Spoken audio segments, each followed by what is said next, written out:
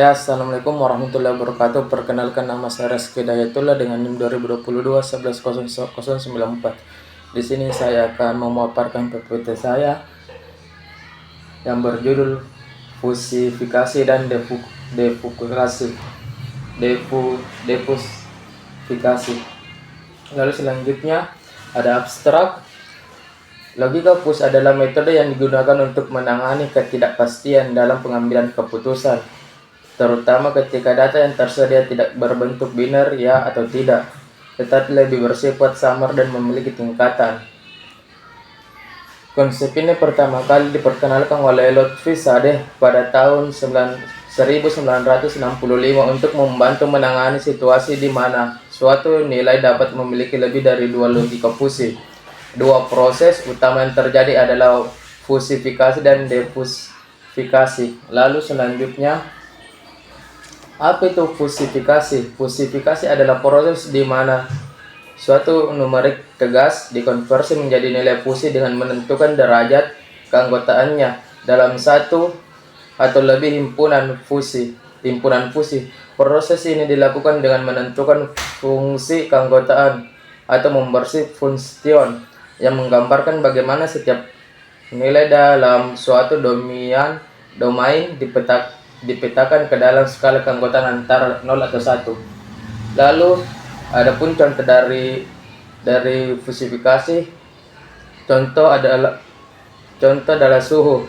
Jika suhu ruangan adalah 18 derajat Celcius, kita mungkin ingin menentukan apakah suhu tersebut termasuk dalam kategori dingin, sedang, atau panas. Dalam logika fusi, suatu suhu 18 Celcius bisa memiliki derajat keanggotaan 0,6 dalam kategori dingin dan 0,4 dalam kategori sedang, memungkinkan sistem untuk memahami bahwa suhu ini berada di antara dua kondisi. Lalu selanjutnya, adapun jenis fungsi keanggotaan. Fungsi keanggotaan menentukan bagaimana suatu nilai input diberikan derajat keanggotaan dalam himpunan fusi. Beberapa jenis fungsi keanggotaan yang umum digunakan adalah: yang pertama, fungsi segitiga, tergulat, membersih function. Fungsi ini berbentuk segitiga dengan nilai keanggotaan yang meningkat mencapai puncak lalu menurun.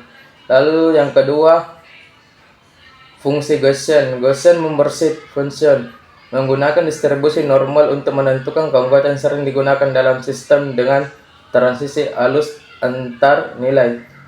Lalu yang ketiga, fungsi segitiga tergulat membersih function. Fungsi yang berbentuk segitiga dengan nilai keanggotaan yang meningkat mencapai puncak lalu menurun. Lalu yang keempat, fungsi Gaussian. Gaussian membersih function menggunakan distribusi normal untuk menentukan keanggotaan, sering digunakan dalam sistem dengan transisi halus antar nilai. Lalu selanjutnya ada defusifikasi. Setelah fusifikasi dan proses interferensi dilakukan, nilai fusi yang diperoleh perlu dikonversi kembali ke bentuk numerik yang dapat digunakan dalam pengambilan keputusan nyata. Proses ini disebut defusifikasi. Lalu selanjutnya, adapun metode defusifikasi, yang pertama, metode Centroid, Center of Gravity (COG). Metode ini menghitung titik pusat dari area fusi yang berbentuk. Ini adalah metode yang paling umum digunakan karena menghasilkan nilai yang stabil dan representatif. Lalu yang kedua, metode bisektor, mengambil titik yang membagi area fusi menjadi dua bagian dengan luas yang sama. Lalu selanjutnya yang ketiga, metode mean of maximum (MOM) atau MOM, mengambil rata-rata dari semua nilai script yang memiliki keanggotaan maksimum. Lalu yang keempat, metode smallest of maximum atau SOM dan large of maximum atau LOM. SOM memilih nilai crisp terpencil yang memiliki anggota maksimum. Lalu LOM memilih nilai script terbesar yang memiliki anggota maksimum. Lalu yang selanjutnya, sistem closed loop. Contoh defusifikasi dengan metode Centroid. Misalkan sebuah sistem menentukan kecepatan mobil berdasarkan input fusi. Hasil inferensi menunjukkan bahwa keanggotaan dalam kategori lambat adalah 0,2, dalam kategori sedang adalah 0,7, dan dalam kategori cepat adalah 0,4. Jika nilai script yang terkait adalah yang pertama lambat 10 km per jam, lalu yang kedua sedang 50 km per jam, lalu yang ketiga cepat 80 km per jam. Lalu selanjutnya penerapan fusifikasi dan defusifikasi dalam dunia nyata. Fusifikasi dan defusifikasi banyak digunakan dalam berbagai bidang, di antaranya yang pertama sistem kendali AC. Sensor suhu membaca ruangan. Fusifikasi mengubah suhu menjadi nilai fusi dingin, sedang, dan panas. Sistem fusifikasi menentukan tingkat pendinginan dan yang optimal.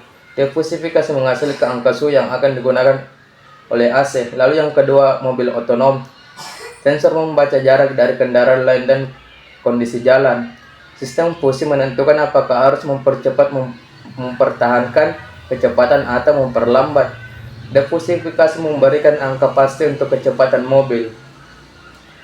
Lalu selanjutnya, adapun kesimpulan dari PPT saya, fusifikasi dan defusifikasi adalah bagian penting dalam logika fusi yang memungkinkan sistem untuk menangani ketidakpastian dengan lebih fleksibel. Fusifikasi mengubah data tegas menjadi data fusi, sementara defusifikasi mengubah kembali data fusi menjadi nilai tegas untuk pengambilan keputusan. Dengan metode seperti Centroid, MOM, dan bisector, sistem dapat memberikan keputusan yang lebih realistis. Implementasi logika fusi sangat luas, mulai dari sistem kendali suhu, kendaraan pintar, hingga kecerdasan buatan. Sekian dari presentasi saya, mohon kurangnya dimaafkan. Assalamualaikum warahmatullahi wabarakatuh.